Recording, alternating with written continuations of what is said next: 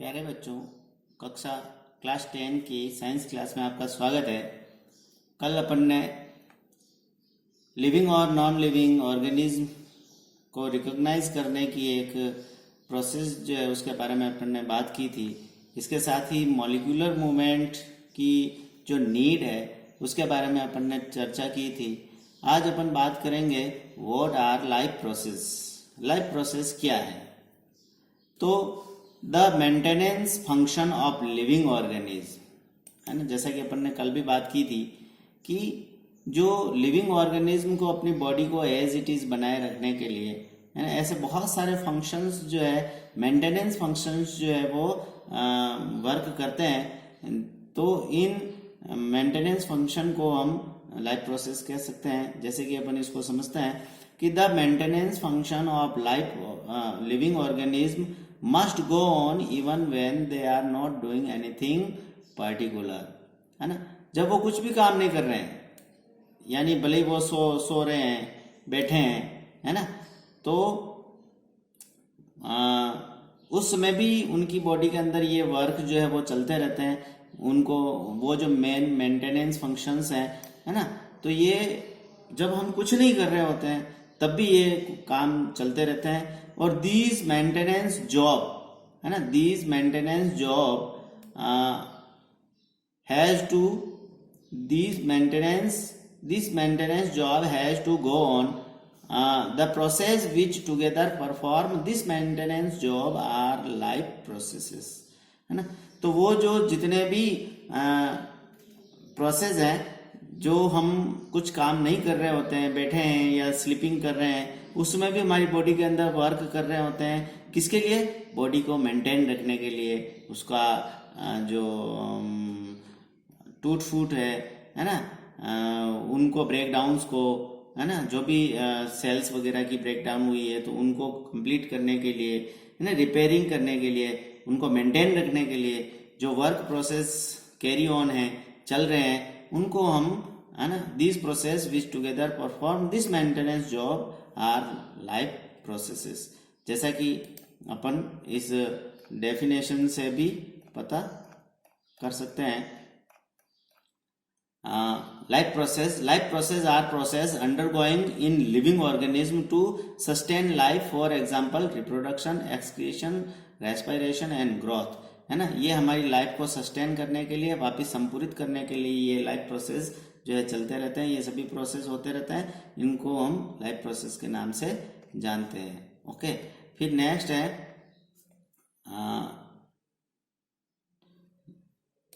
ये since these maintenance process are needed to prevent damage and break down, energy is needed for them, है ना। तो ये maintenance process जो है, इनकी आवश्यकता किसके लिए है? To prevent damage and break down, है ना। हमारी बॉडी के अंदर, है ना, बिलियन एंड ट्रिलियन सेल्स हैं और every day lakhs of cells are died and new cells are built up, है ना, बनती रहती है। बहुत सारी सेल्स जो है मर जाती है, बहुत सारी सेल्स नहीं बनती है ना।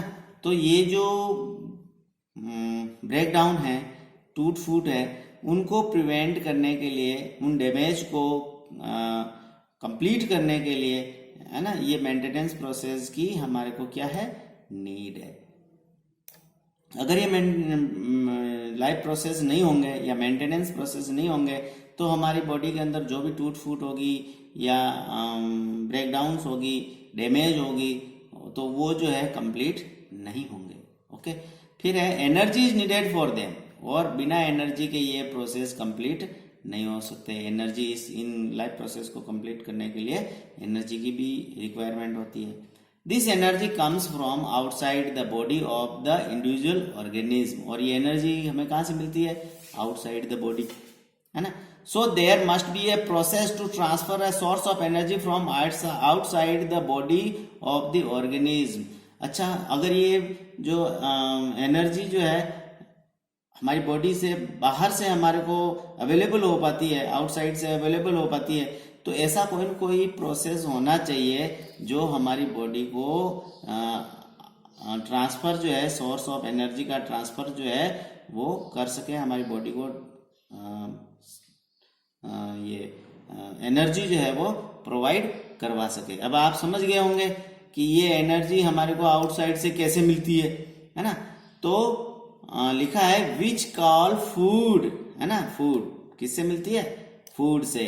Okay, to the inside a process we commonly call nutrition. और ये जो प्रोसेस है जिसमें फूड से हमारे को एनर्जी मिल रही है, इस प्रोसेस को हम, इस लाइफ प्रोसेस को हम न्यूट्रिशन के नाम से जानते हैं, है ना। If the body size of the organism is to grow, additional raw material will also be needed from outside, है ना। आप देखेंगे एक छोटा सा बेबी है, वो अकॉर्डिंग टू टाइम धीरे धीरे स्लोली जो है वो क्या हो रहा है, ग्रो करता है।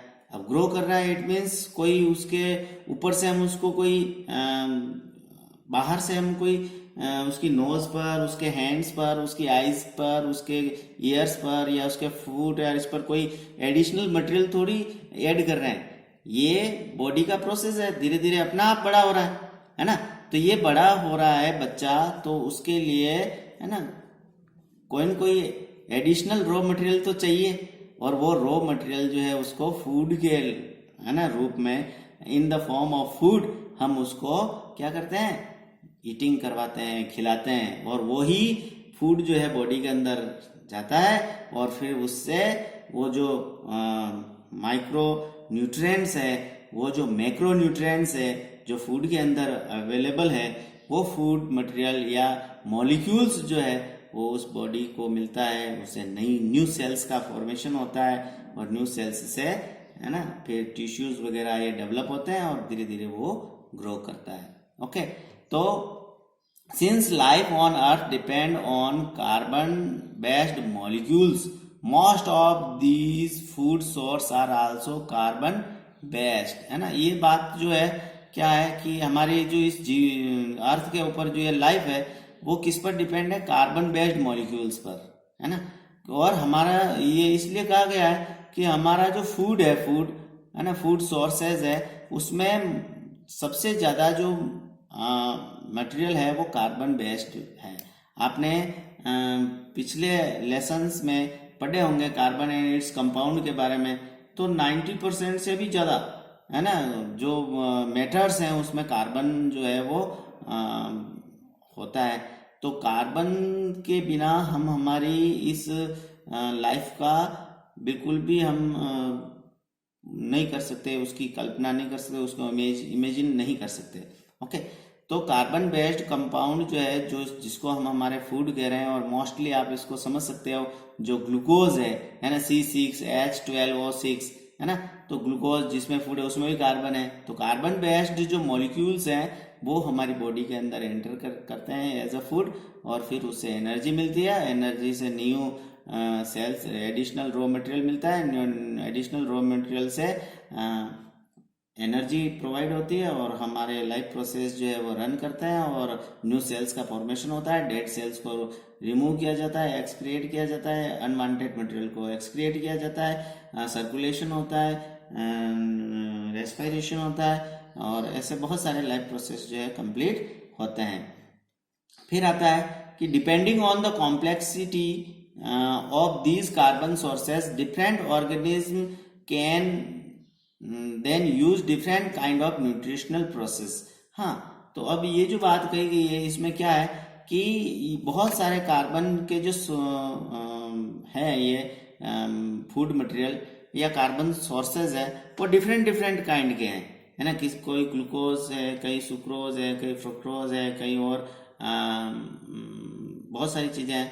तो अलग अलग डिफरेंट डिफरेंट काइंड के जो ऑर्गेनिज्म है वो डिफरेंट डिफरेंट काइंड के कार्बन सोर्सेज से अपनी एनर्जी जो है वो लेता है। इसलिए हम कह सकते हैं कि जो ये जो होता है न्यूट्रिशनल प्रोसेस, ये भी डिफरेंट डिफरेंट काइंड के होते हैं। The outside source of energy could be quite varied, है ना, बहुत अलग अलग डिफरेंट डिफरेंट टाइप के आउट ऑफ सोर्स एनर्जी हमारे अर्थ के ऊपर अवेलेबल है। तो Since the environment is not under the control of the individual organism, these sources of energy therefore need to be broken down or built up in the body and must be finally converted to a uniform source of energy that can be used for the various molecular movement needed for maintaining living structure, है ना। तो कहने का अर्थ ये कि ये जो different kind के फूड्स मटेरियल जो हम ईट करते हैं, किस में कौन सी चीज़ अवेलेबल है, किस में कौन सी चीज़ अवेलेबल है, यानी कि कुछ वेजिटेबल्स हम खाते हैं, ग्रेन्स हम खाते हैं और सेरेल्स हम खाते हैं और दालें वगैरह, है ना, ये सभी चीज़ें हम खाते हैं। तो उनमें से किस में कौन सा न्यूट्रिशन जो है अवेलेबल है या कौन से न्यूट्रिएंट है उसमें अवेलेबल है, वो डिफरेंट फूड मटेरियल में डिफरेंट काइंड के न्यूट्रिएंट होते हैं। और फूड के अंदर आप मेन जो होते हैं वो carbohydrate, protein, vitamin, minerals, water और भी हैं, जैसा भी आप रफेज वगैरह, ये सभी आपने छोटी क्लासेस के अंदर लर्न किया है। तो ये चीज़ें हमारी बॉडी के अंदर एंटर करती है और एंटर करने के बाद वहाँ पर उनमें से कुछ चीज़ें तो क्या होती है हमारी बॉडी के लिए, वो उसी फॉर्म में, जिस फॉर्म में वो हमारी बॉडी में एंटर हुए उस फॉर्म में हमारे को अवेलेबल नहीं है या हमारे लिए यूजफुल नहीं है, तो उसको ब्रोकन डाउन, उसको तोड़ा जाता है या उसमें कोई नई चीज ऐड की जाती है। तो वहां पर ये ब्रॉक होने की और बिल्ट अप होने का प्रोसेस जो है हमारी बॉडी के अंदर यानी सेल्स के अंदर होता रहता है ना। तो इस तरीके से टूटना और नए कंपाउंड का बनना, और ये जो प्रोसेस है इसमें बहुत सारे मॉलिक्यूलर मूवमेंट की हमारे को आवश्यकता पड़ती है ना। तो ये ब्रॉक डाउन होना, बिल्टअप होना और नए रॉ मटेरियल का या उनको ब्रॉक करने के लिए, उनको बनाने के लिए तो कौन कौन से ये मॉलिक्यूल्स वगैरह की जरूरत पड़ती है। तो इन सभी के आधार पर ये हमारी बॉडी को मॉलिक्यूलर मूवमेंट की जरूरत पड़ती है, ठीक है। फिर आता है as well as to the kind of molecules of body need to grow. For this a series of chemical reaction in the body are necessary. It means हमारी बॉडी के अंदर बहुत सारी ऐसी केमिकल रिएक्शंस जो है वो होती रहती है, ओके। और उनको हम उसमें से बहुत सारी ऑक्सीडाइजिंग, रिड्यूसिंग रिएक्शंस होती है ना। और ये जो है क्या होती है, इससे ब्रेक डाउन होता है मॉलिक्यूल्स का, बहुत सारे मॉलिक्यूल्स का ब्रेक डाउन होता है, न्यू मॉलिक्यूल्स का फॉर्मेशन होता है। और for this many organism use oxygen sources from outside the body, or the process of acquiring oxygen from outside the body and to use it in the process of breakdown of food sources or for cellular need is what we call respiration, है ना। तो ये जो process है, इस process को हम respiration के नाम से जानते हैं। यानी कि जो फूड हमने ईट किया है, खाया है, उस फूड में से इम्पोर्टेंट मॉलिक्यूल्स का एक्सट्रैक्शन होना और एक्सट्रैक्ट होकर के उसका सेल के पास ब्लड के थ्रू पहुंचना और बॉडी से बाहर से, है ना, ऑक्सीजन को इनटेक करना और उसके बाद, है ना, उस ऑक्सीजन को साइट पर जहां पर उसका ऑक्सीडेशन होना है उस फूड मटेरियल का, वहां तक पहुंचाना, है ना। और वहां पर उस ऑक्सीजन की हेल्प से उस पर्टिकुलर फूड मटेरियल का ब्रेक डाउन होना या ऑक्सीडाइजिंग और रिडक्सिंग होना, यानी ऑक्सीडाइजिंग रिडक्शन रिएक्शन का कंप्लीट होना, ये जो प्रोसेस है इसको अपन रेस्पायरेशन के नाम से जानते हैं, है ना। तो फिर आता है कि जब अगर वहां पर कोई सिंगल सेल्ड ऑर्गेनिज्म है ना, अगर हम कोई सिंगल सेल्ड ऑर्गेनिज्म है तो वहां पर उन सिंगल सेल्ड ऑर्गेनिज्म को कोई स्पेसिफिक ऑर्गन्स की जरूरत नहीं होती है। किसके लिए? Taking in food, exchange of gases और रिमूवल ऑफ वेस्ट, है ना। इन चीज काम करने के लिए पहला काम क्या है, हम बात कर रहे हैं सिंगल सेल्ड ऑर्गेनिज्म की, जैसे अपन नाम लेवे अमीबा है, यूग्लिना है, पैरामीशियम है और बैक्टीरिया है। ये जो ऑर्गेनिज्म है वो सिंगल सेल्ड ऑर्गेनिज्म होते हैं। तो इन ऑर्गेनिज्म में फूड को बॉडी के अंदर इनटेक करना और जो गैसेस का फॉर्मेशन उनकी बॉडी में हो रहा है और जो बाहर ऑक्सीजन है उसको बॉडी के अंदर लेना और कार्बन डाइऑक्साइड को रिमूव करना। तो ये एक्सचेंज ऑफ गैसेस है। और वेस्ट जो उनकी बॉडी के अंदर प्रोड्यूस हो रहे हैं उनको बॉडी से रिमूव करना। तो इन 3-4 प्रोसेस है, ये भी लाइफ प्रोसेस का ही एक पार्ट है। तो इन प्रोसेस के लिए कोई सी पर्टिकुलर ऑर्गन की इन जीवों को या इन ऑर्गेनिज्म को आवश्यकता नहीं होती है, ठीक है ना। तो फिर ये प्रोसेस उनकी बॉडी में कैसे होते हैं, कोई पर्टिकुलर ऑर्गन्स नहीं होते। जैसे अपन हमारी बॉडी की बात करें तो फूड को बॉडी के अंदर एंटर करने के लिए हमारे अंदर बकल कैविटी से लेकर के एनस तक पूरा फूड पाइप है ना। एक्सचेंज ऑफ गैसेस के लिए हमारे पास लंग सिस्टम है, अलग से ऑर्गन से देखिए आप। और थर्ड जो है जो रिमूवल ऑफ वेस्टेज है उसके लिए हमारे पास किडनी वाला है ना एक्सक्रिएटरी सिस्टम है। तो ऐसा स्पेसिफिक ऑर्गन्स हमारे पास है। तो ऐसे स्पेसिफिक ऑर्गन्स जो है वो सिंगल सेल्ड ऑर्गेनिज्म के पास नहीं होते। ओके, उसके बाद बात आती है कि भाई ऐसा नहीं होता है तो फिर उनमें जो एक्सचेंज कैसे होता होगा, फूड का इंटेकिंग कैसे होता होगा।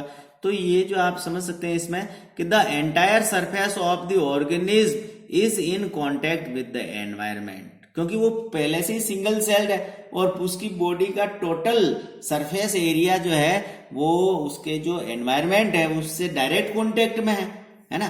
तो इस हिसाब से क्या होता है कि but what happen when the, हाँ, तो इस हिसाब से क्या होता है कि उसको फूड चाहिए उस सेल को तो वो डायरेक्ट बाहर से एनवायरमेंट से ले लेगी। कोई गैसेज ऐसी बन गई जिसकी उसको जरूरत नहीं है या वो उसके लिए पॉइजनस है तो उसको वो उसी एनवायरनमेंट में रिलीज कर देगी है with the help of diffusion. Okay, फिर इमेजिन करो कि गैस का एक्सचेंज भी वो डिफ्यूजन की हेल्प से कर लेता है ना। लेकिन बात वहां आती है कि जब बॉडी की साइज है ना, क्या what happen when the body size of the organism increases and the body design become more complexes, यानी मल्टी सेल्यूलर ऑर्गेनिज्म की बात करें अपन है ना, जिनके अंदर बहुत सारी सेल्स होती है। जैसे हमारी बॉडी की ही बात करें तो हमारी बॉडी के अंदर बिलियंस और ट्रिलियन सेल्स है और आप देखो केवल स्किन ही हमारी इस एनवायरनमेंट के कांटेक्ट में, बाकी जितनी भी सेल्स है जो स्किन के अंदर है ना, तो वो तो डायरेक्ट एनवायरनमेंट के कांटेक्ट में नहीं है। तो फिर वो जो है डिफ्यूजन की हेल्प से गैसेस का एक्सचेंज कैसे करेगी, फूड को इंटेक कैसे करेगी है ना, और जो दूसरे जो वेस्ट मटेरियल बन रहे हैं उनको डिफ्यूजन की हेल्प से बॉडी से बाहर कैसे निकालेगी। तो ये है ना इम्पॉसिबल है। इसलिए मल्टी सेल्यूलर ऑर्गेनिज्म में है ना all the cells may not be direct contact with the surrounding environment है ना। तो वो जो सेल होती है हमारी जो मल्टी सेल्यूलर ऑर्गेनिज्म में वो सभी सेल्स ऑल द सेल्स है ना, ये देखिए all the cells may not be direct contact with the surrounding environment है ना, जो सराउंडिंग एनवायरमेंट में डायरेक्ट कॉन्टेक्ट में वो नहीं होती है। तो इसलिए the simple diffusion will not meet the requirement of all the cells. इसलिए उस वहां पर मल्टी सेल्यूलर ऑर्गेनिज्म में केवल डिफ्यूजन से किसी भी जितनी जो चीजों की बॉडी की सेल्स को रिक्वायरमेंट है उनकी वो फुलफिल वो नहीं कर सकता, डिफ्यूजन की हेल्प से वो फुलफिल नहीं हो सकती है ना। आप इस चीज को अच्छे से समझ गए होंगे कि मल्टी सेल्यूलर ऑर्गेनिज्म के अंदर जो सेल्स होती है वो डायरेक्ट एनवायरनमेंट के कांटेक्ट में नहीं रहती। इसलिए डिफ्यूजन आप समझ सकते हो ना, जहां पर हाई कंसंट्रेशन है वहां से लो कंसंट्रेशन की तरफ से मॉलिक्यूल का मूवमेंट जो है डिफ्यूजन कहलाता है। तो डिफ्यूजन की हेल्प से ये जो मॉलिक्यूल्स है या जो भी फूड मटेरियल या XYZ जो भी चीजें हैं वो उस सेल्स को नहीं मिलती है ना, क्योंकि वो डायरेक्ट कांटेक्ट में नहीं रहता, ठीक है। और जो सिंगल सेल ऑर्गेनिज्म है वो डायरेक्ट कांटेक्ट में रहता है, इसलिए वहां पर डिफ्यूजन से काम चल जाता है। इसलिए हायर जो ऑर्गेनिज्म है उनके अंदर वेरियस बॉडी पार्ट्स होते हैं या बॉडी वेरियस ऑर्गन्स होते हैं जो स्पेसिफिक वर्क करते हैं। आप देखिए आईज का काम केवल लुकिंग का है, नोज का काम केवल स्मेल का है, माउथ और बकल कैविटी इनका फूड इनटेक का और ये काम है ना। तो ये पर्टिकुलर ऑर्गन्स होते हैं जो किसी पर्टिकुलर काम को करते हैं। We have seen previously in how in multicellular organism various body part have specialized in the function they perform, है ना, देखो लिखा है various body parts have specialized in the function they perform, है ना। हमारी जो ईयर है, इस ईयर से हम केवल हियरिंग का काम कर सकते हैं, इससे स्मेल का हम आइडिया नहीं लगा सकते, इन ईयर्स से हम देख नहीं सकते, आईज से हम, है ना, स्मेल का आइडिया नहीं लगा सकते, आईज की थ्रू हम सुन नहीं सकते, हियरिंग नहीं कर सकते। तो स्पेशलाइज्ड फंक्शन करती है हमारे बॉडी पार्ट्स, और we are familiar with the idea of these specialized tissue and with their organization in the body of the organism, ये इसके बारे में अपन जानते हैं। It is therefore not surprising that the uptake of food and the oxygen will also be function of specialized tissue, इसलिए हम देखते हैं कि हमारे फूड को बॉडी के अंदर लेना और उसको ऑक्सीजन के साथ उसका रिएक्शन करवाना, या ऑक्सीजन को भी बॉडी के अंदर एंटर करवाने के लिए हमारे पास स्पेशलाइज्ड टिश्यू होते हैं। और this poses a problem since the food and oxygen are now taken up at one place in the body of the organism while all part of the body need them। आप देखिए food आप कहाँ से, mouth से ले रहे हो, है ना, तो माउथ से बॉडी के अंदर गया।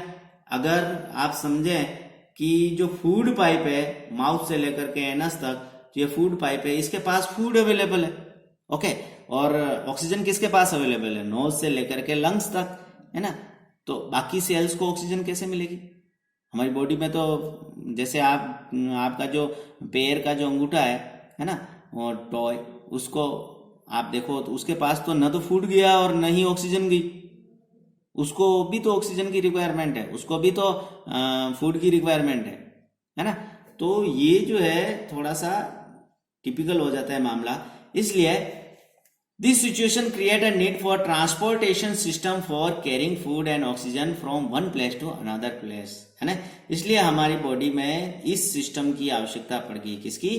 ट्रांसपोर्टेशन सिस्टम, है ना। जो आपने फूड मुंह से लिया, उसमें उस फूड के अंदर जो न्यूट्रिएंट है, उन न्यूट्रिएंट को टॉय तक पहुंचाना, उन न्यूट्रिएंट को हेयर तक पहुंचाना, उन न्यूट्रिएंट्स को आईज और नोज और अदर पार्ट तक पहुंचाना, और उस ऑक्सीजन को अदर पार्ट तक पहुंचाना, है ना, बॉडी के ऑर्गन्स तक पहुंचाना। इसके लिए हमारे को ट्रांसपोर्टेशन सिस्टम की आवश्यकता पड़ी, इसलिए हार्ट वगैरह और ये सिस्टम हमारे के अंदर डेवलप हुए।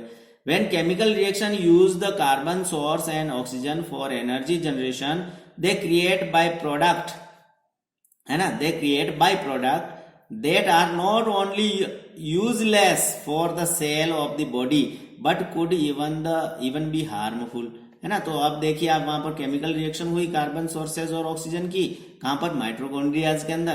तो वहां पर जो बाई प्रोडक्ट बना, जैसे कि कार्बन डाइऑक्साइड बना, क्या नाम है, नाइट्रोजन गैस बनती है, जैसे बहुत सारे बाई प्रोडक्ट बनते हैं जो कि यूजलेस है, हमारी बॉडी को आवश्यकता नहीं है।